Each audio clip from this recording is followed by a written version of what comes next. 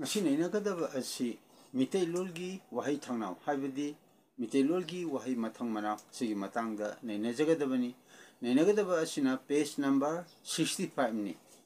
mamangdi asum hanayam nainakre adi makhatar point nainajagadabani page number 65 channel asigi maming Manipur languages features haina kaujai channel sibu hanba yengbo orgadi like subscribe tobiram amsung comment kayasu bibirau adudi masi nainagadaba page number 65 se mathang nainajarake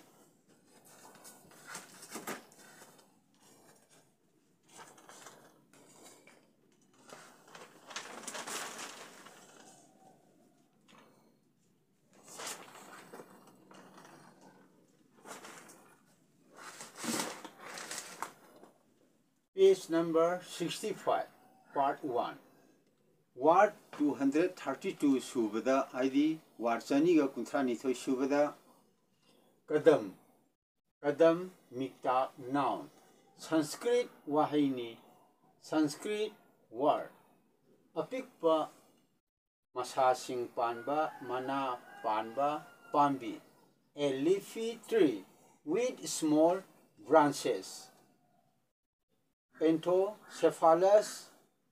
Kadamba botanical name da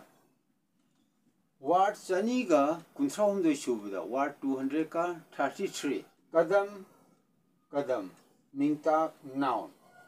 RB Longi Wahaini Word of RB my meaning na wan thongna khong leg thoktak bhag haidi thoktak bhag oina sinarga khongkap thangba alternate step of feet Ward 200 ka 34 subada haibidi ward chani kunthra mari subada kadai wahang minghu interrogative pronoun karamba mafamda leibage hangba pot natraga mi English harga where is the thing or person Ward Chaniga Kunthra Manga Subada Kadai Makai Thaong Ta Edbha Kadai Pauba How far English Harga how far Ward Chaniga Kunthra Chuk Subada Ward 200 ka 36 Kadaino Thawong ta adverb Kadaidano in which place Masigi wanadi matang asidaida Waaheithangnau di mathang loire adubo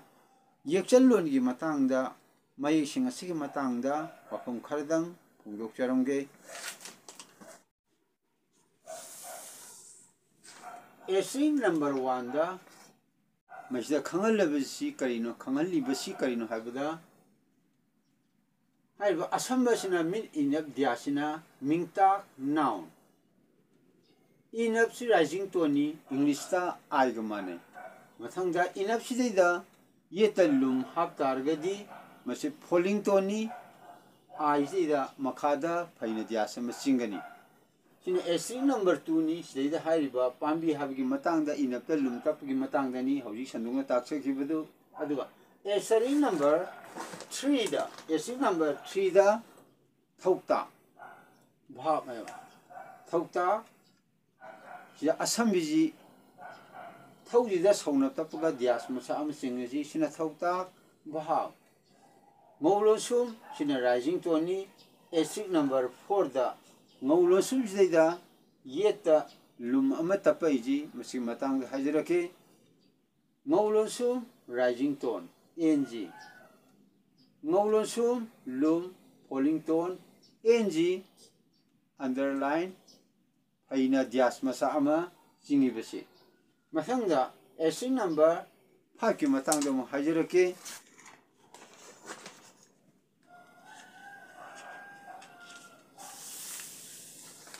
Essay number 5 sida kadai haiba matamda ilon sumda lum ama tapi sing matang hajarake I lon sum rising tone I ga mane masangda I lon sum sida lum tap targadi mase falling tone ni I sida makada faina dias masama singani afaila I ma singani aduga string number 6 string number 6 da pauba haiba sida pauba hairiji lum tape sidana o aduna unjida rising tone oi targadi iuga manai ada unjida rising tone oibugi mahuta falling tone oreji sida lum hapanani ana unlum falling tone o ga manani matang da string number 7 da string number 7 da y zida atap tape aduga diasama singe adu minghut hare ana wa minghut habadi asambani sina kaino habda wa minghut habadi wahang minghut interrogative pronoun sumaina khanagani